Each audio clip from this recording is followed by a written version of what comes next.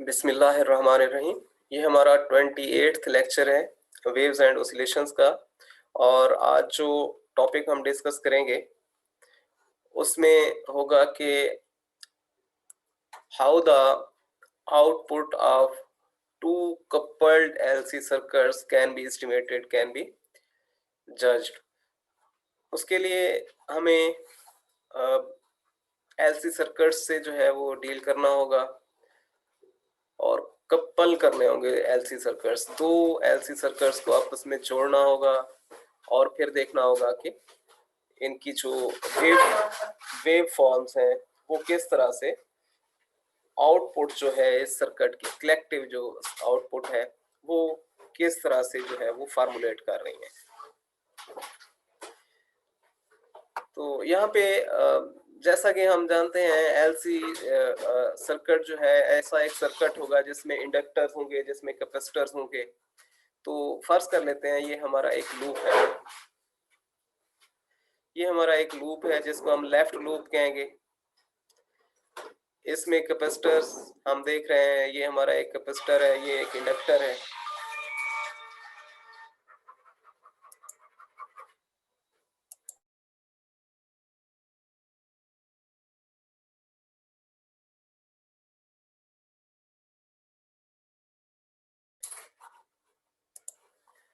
तो ये हमारे पास ये एक इंडक्टर है जिसकी इंडक्टेंस जो है वो हम कहेंगे कि L है, और ये एक कैपेसिटर है जिसकी कैपेसिटेंस जो है वो C है।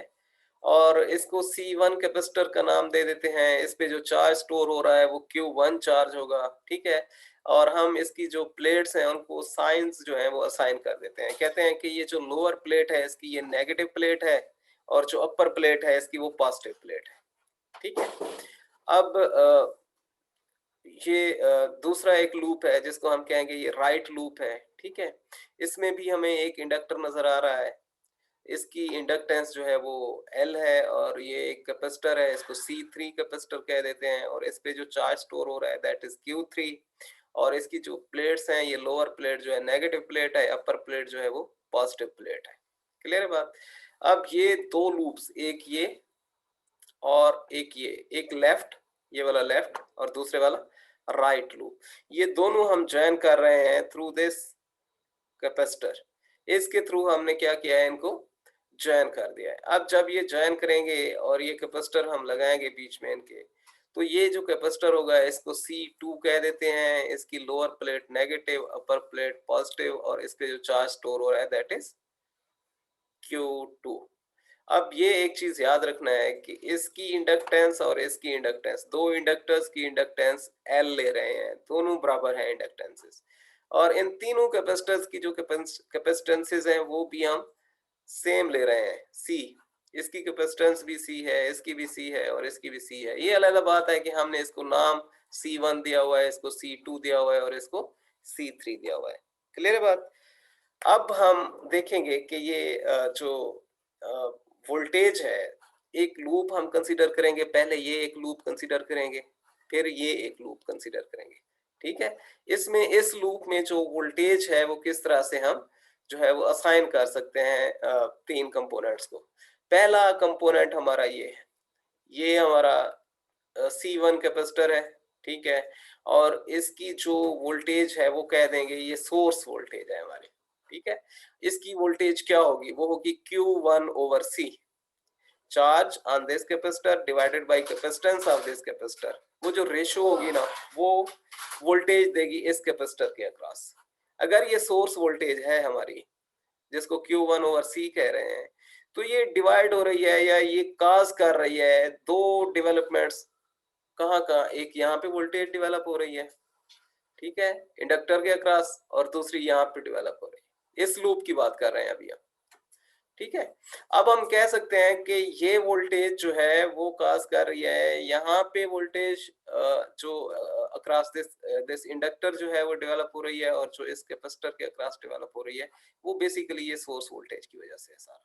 तो हम कहेंगे Q1/C is having two component voltages, one is across this inductor, वो क्या होगी time derivative of current through this inductor, inductor के थ्रू करंट क्या है IA, उसका टाइम डेरिवेटिव लेंगे DIA over DT multiplied by इस इंडक्टेंस, उसकी इंडक्टेंस क्या है वो L हम कह चुके। तो यहाँ ये L DIA ओवर DT जो है ये वोल्टेज बन जाएगी कहाँ, इस इंडक्टर के अक्रॉस जो है, ठीक है। इसी तरह इस कैपेसिटर के अक्रॉस जो वोल्टेज होगी वो क्या होगी, बिल्कुल इसी पैटर्न पे, जैसे Q1 ओवर C हमने कहा, वैसे हम कह सकते हैं Q2 ओवर C जो होगी वो इस कैपेसिटर के अक्रॉस जो है वो वोल्टेज होगी, ठीक है। तो वो कंपोनेंट वोल्टेज जो है इसको आप समझें कि ये इक्वेशन के लेफ्ट हैंड साइड पे है और ये प्लस का साइन यहाँ पे प्लस कर रहा है। Q प्लस, अगर प्लस Q2 ओवर C यहाँ पे लिख दें तो ये इक्वेशन बैलेंस रहेगी, ठीक है। अब इसको रीअरेंज जब करते हैं Q2 over C right hand side पे ले जाएंगे तो ये माइनस के साइन के साथ यहाँ आ जाएगा, ठीक है। अब ये सोर्स, एक कंपोनेंट ये, दूसरा कंपोनेंट ये अब वोल्टेज जो है इस लूप में हम इसकी एक इक्वेशन जो है वो डेवलप कर चुके हैं, इसको कह देते हैं this is our equation number 1, clear है।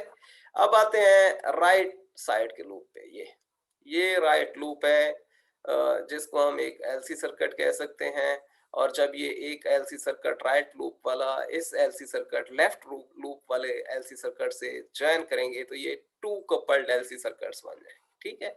अब इक्वेशन 1 हमने बना ली इस लूप से, इक्वेशन 2 बनाएंगे इस दूसरे लूप से, ठीक है। तो वो क्या किया हमने, बिल्कुल उसी पैटर्न पे हमने कहा जैसे यहाँ पे एक सोर्स यहाँ पे ले रहे थे, इसी तरह सोर्स वोल्टेज इस कैपेसिटर के अक्रॉस जो वोल्टेज है उसको लेंगे और इन दो वोल्टेजेस को इसके अक्रॉस और इसके अक्रॉस जो डेवलप होगी उसको इसके कंपोनेंट्स मान लेंगे, तो इक्वेशन 2 बन जाएगी हमारे पास। उसी पैटर्न पे हम करेंगे Q2 over C serves as a source voltage, ठीक है, और इसका एक कंपोनेंट बनेगा, अगर इसके अक्रॉस इस इंडक्टर के अक्रॉस जो करंट है वो IB है तो ये एक कंपोनेंट बनेगा LDIB ओवर DT, और दूसरा जो कंपोनेंट होगा वो प्लस Q3 ओवर C हो जाएगा यहाँ पे, और जब उसको रीअरेंज करेंगे तो वो यहाँ पे इक्वेशन की राइट हैंड साइड पे हमें नजर आएगा और ये नेगेटिव साइन पोजेस कर रहा होगा। अब यहाँ इसको कह देते हैं ये हमारी इक्वेशन नंबर 2 है। दो इक्वेशंस हम डेवलप कर चुके, ये लेफ्ट लूप के लिए और ये राइट लूप के लिए, ठीक है भाई।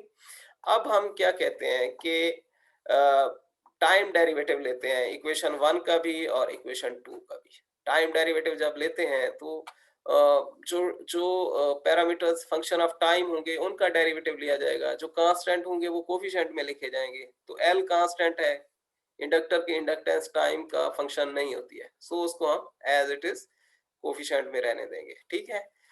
करंट जो है वो हम कह रहे हैं ये साइन वेव है, हमारे पास जो करंट है ये साइन वेव की फॉर्म में है। क्यों, कैपेसिटर्स हम यूज कर रहे हैं ना, कैपेसिटर्स में से करंट कब पास होते हैं, जब वो साइनोसाइडल वेव की फॉर्म में हो, ठीक है। डायरेक्ट करंट तो पास नहीं कर सकता कैपेसिटर से, ठीक है।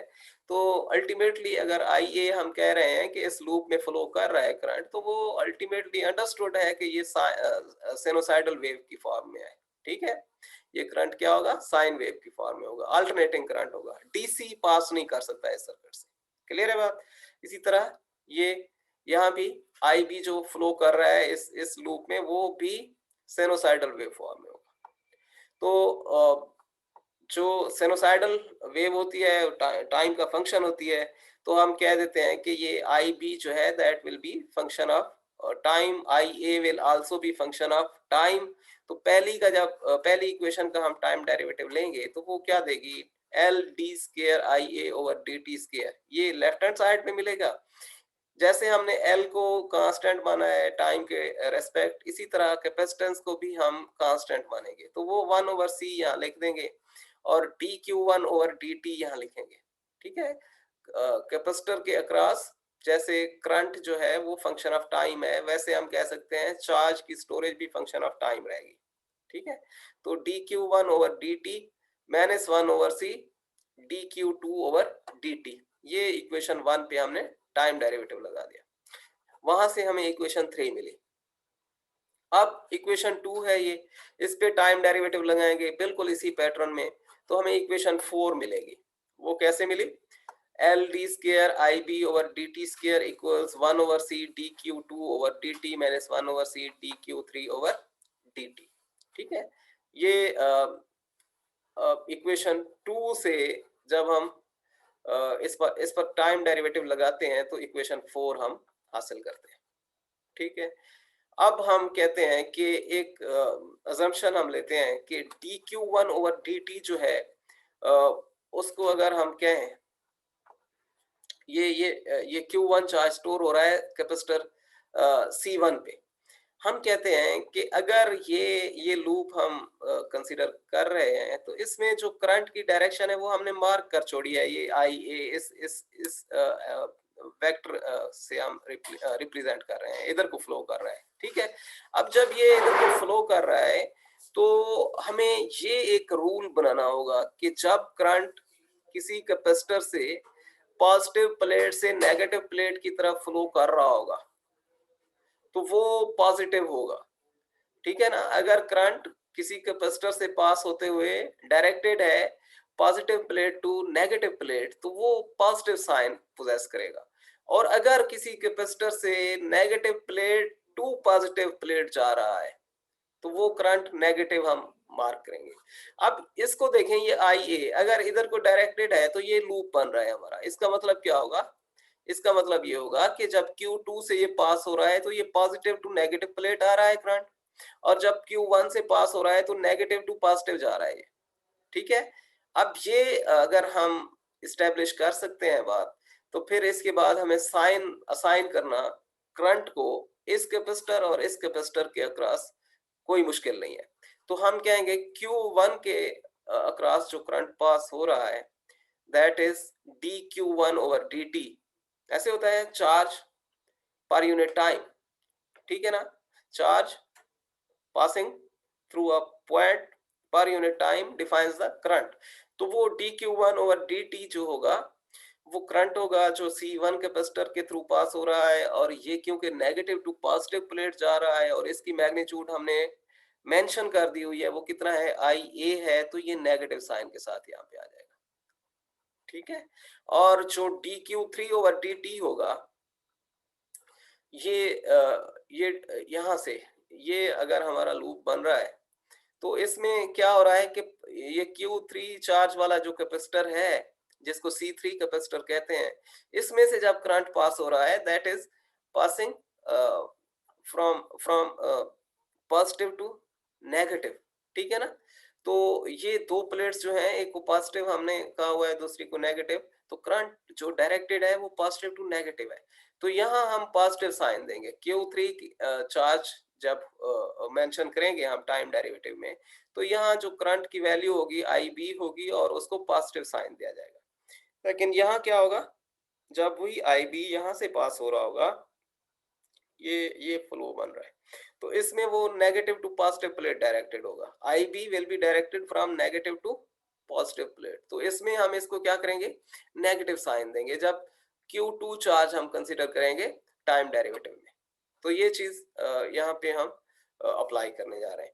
अब हम कहेंगे कि dQ3 ओवर dt जो है ये IB के बराबर होगा विद पॉजिटिव साइन, और dQ2 ओवर dt। अब यहाँ पे हम देख रहे हैं ये कॉमन कैपेसिटर है दोनों लूप्स का, इसका भी और इसका भी। तो इसमें IA भी पास हो रहा है जो कि इस डायरेक्शन में ऐसे आ रहा है। ठीक है, और I भी पास हो रहा है, IB भी पास हो रहा है जो ऐसे इस तरह अपोजिट जा रहा है, IA के अपोजिट है। जब IA positive to negative plate आ रहा है तो उसी वक्त IB जो है नेगेटिव टू पॉजिटिव प्लेट जा रहा है। तो ये IB इस कैपेसिटर के लिए जो C2 कैपेसिटर होगा जिसमें चार्ज Q2 स्टोर हुआ है, इसका जब हम नेट करंट फाइंड करेंगे तो वो IA जो होगा वो पॉजिटिव साइन के साथ आएगा और IB जो है ये नेगेटिव साइन के साथ जाएगा, और इनका सम ले लेंगे। तो वही क्या हमने dQ2 over dt is equal to IA minus IB। अब ये IB नेगेटिव साइन क्यों पोजेस कर रहा है ये हम एक्सप्लेन कर चुके, और IA क्यों पॉजिटिव है ये भी हम बता चुके। तो अब ये अगर हमने ये तीन जो इक्वेशंस हैं वो इस्टेब्लिश कर ली हैं, तो इनको अब हम इक्वेशन 3 और 4 में लगाएंगे और उनकी नई शेप लेंगे। ठीक है, इक्वेशन 3 क्या हो जाएगी अब? इक्वेशन 3 क्या है? ये है L D square I A over D T square equals 1 over C D Q 1 over D T minus 1 over C D Q 2 over D T. अब ये दो पॉइंट्स हैं हमारे पास इस इक्वेशन में, एक यहाँ और दूसरा यहाँ। यहाँ हम वैल्यूज प्लेस कर सकते हैं जो अभी हमने डिराइव किए हैं values. D Q 1 over D T क्या है अभी हमारे पास? माइनस आई ए के बराबर है। और D Q 2 over D T क्या है? That is I A minus I B. तो वो वैल्यूज यहाँ पे प्लेस कर देंगे। ठीक है, अब ये इक्वेशन 5 बन गई है। कहाँ से बनी है? इक्वेशन 3 से। कैसे? ये चीजें हमने प्लेस की है। D Q 1 over D T equals minus I A और D Q 2 over D T equals I A minus I B. जब ये वैल्यूज हम प्लेस करेंगे इक्वेशन 3 में तो ये इक्वेशन 5 बनी हमारे पास। इसी तरह हम इक्वेशन 4 देखते हैं। यहाँ पे क्या है? D Q 2 over D T और D Q 3 over D T. इसमें D Q 2 over D T की वैल्यू प्लेस की जा सकती है और D Q 3 over D T की वैल्यू प्लेस की जा सकती है। सो वो प्लेस की यहाँ पे, तो इक्वेशन 6 बनी हमारे पास। ये इक्वेशन 6 आई। कहाँ? इक्वेशन 4 में जब ये वैल्यूज प्लेस करेंगे। ठीक है, इक्वेशन 4 में D Q 2 over D T और D Q 3 over D T की वैल्यूज यहाँ से उठाई, प्लेस की, तो ये इक्वेशन 6 बन गई। क्लियर है बात? अब हमने क्या करना है? ये 5 और 6 को एक दफा ऐड करना है और एक दफा सब्ट्रैक्ट करना है। जब हम ऐड करने जा रहे हैं तो उस वक्त हम ये अजम्पशन लगा रहे हैं कि उस वक्त आई ए और आई बी जो हैं वो दोनों क्या हो रहे हैं? इन फेज हैं। आई ए और आई बी दो करंट्स हैं, साइनोसाइडल करंट्स हैं, ये ध्यान में रहे। आई ए और आई बी दोनों क्या है? साइनोसाइडल करंट्स हैं। ये टाइम का जो है वो फंक्शन है। ठीक है, ये कांस्टेंट नहीं है इनकी वैल्यू। ये टाइम के हिसाब से इनकी वैल्यू बढ़ भी रही है और कम भी हो रही है, तो साइन वेव बना रहे हैं। तो जब ये सर्किट के थ्रू जो टू कपल्ड ऑसिलेटर्स का हमने सर्किट लगाया हुआ है, उसमें जब ये इन फेज आएंगे तो वहां क्या होगा कि इंटरफेरेंस होगी। इंटरफेरेंस में एम्पलीट्यूड्स ऐड हो जाते हैं। ठीक है, और जब वो आउट ऑफ फेज जाएंगे तो वहां क्या होता है? एम्पलीट्यूड्स सब्ट्रैक्ट होते हैं। ठीक है, तो अलजेब्रिक एडिशन होती है ना इंटरफेरेंस में, algebraic additions of wave functions. तो वो उसके लिए अब हमने क्या करना है? एक दफा हम जब ऐड करेंगे इक्वेशन 5 और 6 को, तो वो एक ये D square I A over D T square को हम आई ए डबल डॉट कहेंगे, क्योंकि एक डॉट जो है वो सिंगल टाइम डेरिवेटिव के लिए होता है। जब यहाँ डबल टाइम डेरिवेटिव है तो डबल डॉट, इसके लिए हम I A double dot use करेंगे। और D square I B over D T square के लिए हम I B double dot use करेंगे। ठीक है, अब हमने क्या किया? जब ऐड करेंगे इसको इस इक्वेशन में, तो लेफ्ट हैंड साइड पे L T square I A over D T square को हम लिखेंगे L I A double dot plus L I B double dot. ठीक है, तो एल कॉमन हो जाएगा दोनों टर्म्स में, तो वो क्या देगा फिर यहाँ पे? I A double dot plus I B double dot. ये दो इक्वेशंस ऐड होके हमारे पास लेफ्ट हैंड साइड इस तरह से जनरेट कर रही है।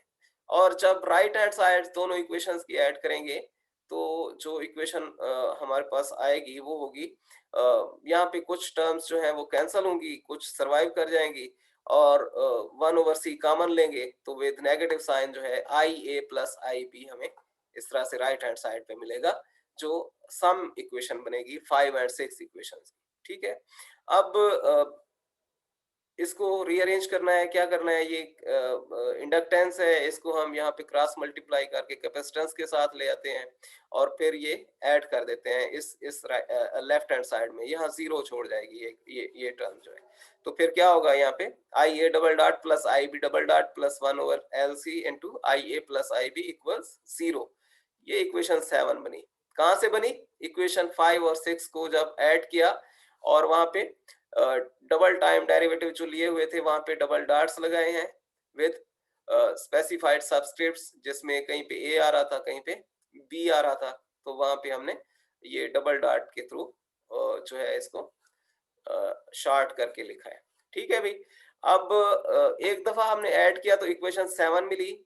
अब वही इक्वेशन 5 और 6 को सब्ट्रैक्ट करेंगे तो हमें इक्वेशन 8 मिलेगी, बिल्कुल इसी पैटर्न पे, वही असम्पशंस कि डबल टाइम डेरिवेटिव को डबल डॉट से हमने यहाँ पे मेंशन करना है, और ये होगा I A double dot minus I B double dot minus 3 over L C, जहाँ पे यहाँ पे आपको 1 ओवर एल सी नजर आ रहा है, यहाँ पे क्या होगा minus 3 over L C into I A minus I B equals 0। ये कहाँ से मिला? ये जब आप सब्ट्रैक्शन करेंगे इक्वेशन 5 से 6 की, तो सब्ट्रैक्शन से जो इक्वेशन मिली हमें वो हमने मार्क कर दी एज इक्वेशन 8। ठीक है, अब एक इक्वेशन 7 मिली हमें, ये दूसरी इक्वेशन 8 मिली हमें इस फॉर्म में। अब हम करते हैं कि आई ए प्लस आई बी जहां हमें नजर आ रहा है वहां पे हम आई 1 लगा देते हैं, जहां आई ए माइनस आई बी नजर आ रहा है वहां हम आई 2 लगा देते हैं। ये याद रखना है, ये कंस्ट्रक्टिव इंटरफेरेंस के लिए जो है वो ये केस एक बन रहा है, और ये जो है ये डिस्ट्रक्टिव इंटरफेरेंस का केस बन रहा है। ठीक है, ये आउट ऑफ फेज जा रहे हैं दो करंट्स, उसमें सब्ट्रैक्शन होगी दोनों के वेव फंक्शंस की, दोनों के एम्पलीट्यूड्स की। ये इन फेज जा रहे हैं दोनों करंट सर्किट में, तो यहाँ पे क्या होगी? एडिशन होगी। ठीक है, अब हम कहते हैं I 1 equals I A plus I B और I 2 equals I A minus I B. तो अगर I1 इसके बराबर है तो I1 डबल डॉट जो होगा वो IA double dot plus IB double dot के बराबर होगा। इसी तरह I2 डबल डॉट जो है वो IA double dot minus IB double dot के बराबर होगा। तो ये I1 डबल डॉट जो हुआ ये हुआ IA double dot plus IB double dot, I2 double dot जो है ये हुआ IA double dot minus IB double dot. ठीक है, अब ये I 1 डबल डॉट जो है ये इसके बराबर आ रहा है I A double dot plus I B double dot के, तो ये हम यहाँ प्लेस करेंगे जहां हमें I A double dot plus I B double dot मिल रहा है, यहाँ पे हम आई 1 डबल डॉट प्लेस कर देंगे। ठीक है, और यहाँ आई 1 प्लेस करेंगे। ठीक है, अब ये I B minus sorry I A double dot minus I B double dot है, तो यहाँ पे आई 2 डबल डॉट प्लेस करेंगे, और यहाँ आई ए माइनस आई बी है तो यहाँ पे आई 2 हम प्लेस कर देंगे। तो वही क्या, यहाँ जब आई 1 डबल डॉट और आई 1 प्लेस किया तो इक्वेशन जो 7 है वो इस तरह से इक्वेशन 9 की शेप में हमें मिलेगी। I 1 double dot plus 1 over L C I 1 equal 0, और जो इक्वेशन 8 है वो इस तरह से मिलेगी I 2 double dot plus 3 over L C I 2 equals 0। ये इक्वेशन 10 मिली हमें। ठीक है, अब हम कहते हैं कि ये इक्वेशन 9 जो है ये क्योंकि इसमें आई ए और आई बी सम हो रहे थे, तो ये वो इक्वेशन है जो रेफर कर रही है कंस्ट्रक्टिव इंटरफेरेंस को, और इस वक्त दोनों जो करंट्स हैं आई ए और आई बी, याद रखना है हमारे रेफरेंस करंट्स वही हैं आई ए और आई बी जिनको हमने सर्किट में शो किया हुआ है। ठीक है, बाकी तो ये आई 1 जो है ये आई 2 जो है ये क्या आ रहे हैं, ये तो हमारी मैथमेटिकल अजम्पशन से आ रहे हैं। ठीक है, तो जो हमारा फिजिकल फिनोमिना है that is directly linked with the phases of those currents I A and I B. तो यहाँ ये इक्वेशन ये बता रही है, इक्वेशन 9 ये बता रही है कि यहाँ आई ए और आई बी जो है इनके जो वेव फंक्शंस हैं वो ऐड हो रहे हैं, वो ऐड हो रहे हैं। ठीक है, और यहाँ क्या है ये बता रही है कि यहाँ इनके वेव फंक्शंस जो है वो सब्ट्रैक्ट हो रहे हैं। ठीक है, तो जहां पे ऐड हो रहे हैं वहां पे जो ये कांस्टेंट बन रहा है 1 ओवर एल सी, इसको कह देते हैं ये इसकी फ्रीक्वेंसी जो होगी, जो रिजल्टेंट हमें करंट मिल रहा होगा उसकी जो फ्रीक्वेंसी होगी उसका ओमेगा 1 उसको हम अगर असाइन कर दें फ्रीक्वेंसी को एक साइन, ओमेगा 1 फ्रीक्वेंसी होगी कंस्ट्रक्टिव इंटरफेरेंस के लिए, और 1 ओवर एल सी जो है वो ओमेगा 1 स्क्वायर के बराबर रहेगा। और जो जहां पे हम डिस्ट्रक्टिव केस में देख रहे हैं जहां पे सब्ट्रैक्शन हो रही है वेव फंक्शंस की, वहां पे हम कहेंगे ये ओमेगा 2 फ्रीक्वेंसी हम मार्क कर देते हैं। इस तरह के केस के लिए जो नेट रिजल्ट मिल रहा है हमें, जो करंट मिल रहा है सर्किट का, टू कपल्ड एलसी सर्किट्स का जो नेट करंट मिल रहा है उसकी फ्रीक्वेंसी जो है वो ओमेगा 2 असाइन कर देते हैं, और इस कांस्टेंट के साथ उस ओमेगा 2 की क्या रिलेशनशिप बनती है, that is 3 over L C जो है वो ओमेगा 2 के स्क्वायर के बराबर है। ठीक है, अब यहाँ पे ओमेगा 1 जो हो जाएगा वो 1 over L C under root के बराबर हो जाएगा, और ओमेगा 2 जो है वो क्या हो जाएगा 3 over L C under root के बराबर। ठीक है। अब ये कौन सा केस है, ये वो केस है जो इन फेज मोड के लिए हम इस्टेब्लिश कर रहे हैं। ठीक है, यहाँ पे हमने कहा हुआ है कि आई ए और आई बी क्या हो रहे हैं, सम हो रहे हैं, उनके वेव फंक्शन जो है वो एड अप हो रहे हैं। यहाँ पे क्या है, यहाँ पे डिस्ट्रक्टिव का केस था, तो डिस्ट्रक्टिव इंटरफेरेंस के केस में हमने क्या कहा हुआ है, हमने कहा हुआ है कि जो वेव फंक्शन है वो सबट्रैक्ट होते हैं, और जब बिल्कुल आउट ऑफ फेज हो जाए दो वेव फंक्शंस, तो वो क्या होते हैं, 180 के फेज शिफ्ट पे आ जाए अगर, तो वो क्या होते हैं, वो बिल्कुल कैंसल आउट हो जाते हैं, एक दूसरे को कंप्लीटली वैनिश कर देते हैं, सबट्रैक्शन हो जाती है एक की दूसरे से। ठीक है, तो omega 2 square equals 3 over LC, या ओमेगा 2 जो होगा वो 3 ओवर एलसी अंडर रूट के बराबर आएगा। ये कौन सा केस है, ये जो कांस्टेंट है, क्यों हम ओमेगा 2 के बराबर रख रहे हैं यहाँ पे, क्योंकि यहाँ एंटी फेज मोड हम अप्लाई करने जा रहे हैं, और कहते हैं कि यहाँ पे सब्ट्रैक्शन का केस है, तो ये एंटी फेज मोड है, तो आई ए और आई बी जो है वो आउट ऑफ फेज है एक दूसरे से। ठीक है, और किस तरह से आउट ऑफ फेज है और किस तरह से ये इन फेज है, हम कह रहे हैं जब इन फेज मोड है तो आई ए जो है वो फॉलो कर रहा है आई बी को, या आई बी जो है वो फॉलो कर रहा है आई ए को, क्योंकि ये साइन वेव्स हैं दोनों। ठीक है, एसी करंट्स हैं, अल्टरनेटिंग करंट्स है, तो ये क्या होंगे, ये फॉलो कर रहे होंगे, एक का क्रेस्ट होगा जहां पे दूसरे का क्रेस्ट भी वहीं पे होगा, तो हम कहेंगे कि आई ए इक्वल्स आई बी, कोई फेज डिफरेंस नहीं है इन दो साइन वेव्स में। जबकि ये जो आउट ऑफ फेज का मोड है या एंटी फेज मोड है, इसमें क्या हो रहा है कि जहां पे आई ए जो करंट होगा उसका जहां फेज आ रहा होगा, आई बी का वहीं पे एंटी फेज आ रहा होगा। एंटी फेज का क्या मतलब, जहां इसका क्रेस्ट होगा वहां पे वो ट्रफ दे रहा होगा, या जहां पे इसका ट्रफ होगा वहां पे ये क्रेस्ट दे रहा होगा। मींस ये पॉजिटिव रीजन में अपनी पीक शो कर रहा होगा, और ये करंट आई बी जो है ये नेगेटिव रीजन में अपनी पीक शो कर रहा होगा। पॉजिटिव रीजन हमें पता है कि मीन से अबव जो रीजन होता है वो पॉजिटिव होता है, और जो डाउन होता है या बिलो होता है वो क्या होता है, नेगेटिव होता है। ठीक है, तो ये यहाँ पे जब इस तरह का केस हो रहा हो तो हम कहते हैं ये एंटी फेज मोड है, या 180 डिग्री का फेज डिफरेंस आ रहा है दो वेव फंक्शंस में। क्लियर है बात? तो वहां पे क्या हो रहा होता है, डिस्ट्रक्शन हो रही होती है, और डिस्ट्रक्टिव इंटरफेरेंस में जो है वो क्या मिल रहा होता है हमें, रिजल्टेंट जो है वो लेसर एम्पलीट्यूड के साथ मिल रहा होता है। और जब वो बिल्कुल ही आउट ऑफ फेज हो जाए दो आइडेंटिकल वेव फंक्शंस, तो वहां पे जीरो जो है वो रिजल्टेंट मिल रहा होता है, जो एम्पलीट्यूड होता है वेव का। क्लियर बात? तो ये आई ए इक्वल्स माइनस आई बी का मतलब ये होगा कि ये एंटी फेज मोड है, और ये इक्वेशन 10 तब होल्ड करेगी जब आई ए और आई बी दोनों एंटी फेज मोड में होंगे, और ये इक्वेशन 9 जो है इसी कपल्ड एलसी सर्किट के लिए तब होल्ड करेगी जब आई ए और आई बी दोनों इन फेज होंगे। उस वक्त हमें अगर इसकी जो आउटपुट है वो कैलकुलेट करनी है, तो ये इक्वेशन जो है ये सही अप्रोक्सीमेशन देगी उसकी आउटपुट की, और अगर वो आउट ऑफ फेज है तो फिर ये इक्वेशन अप्रोक्सीमेशन देगी हमें उसकी आउटपुट की। That's all.